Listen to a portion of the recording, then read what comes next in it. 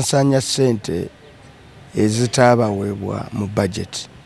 eziwerera ddala miliyoni 600 bazisansanya ku bintu kwabe mbazeemu kati ezo seremone zaabwe botekako venue kamera biki dina gye bagula ebyoko olaba nga baweereza ddala kumpi miliyoni nga 4 bye batadde mu bintu eby'engeri eyo. Kati institution yennyini ogenda ogiraba internal audit tekola planning unit nfu accountant naye mukadde tusaasidde musaasire yeetaagamu essaala n'olwekyo institution eno eri bubi nnyo naye ate kikwewunyisa nga yetraininga ab'amateeka bali ate abamaze okufuna degree wano we bajja ne bafuna okukola ki okukubibwako enfuufu okusemba so abakubi b'enfuufu bennyini balina enfuufu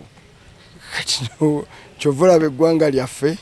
liri mu buzibu obw'engeri bwe zityo.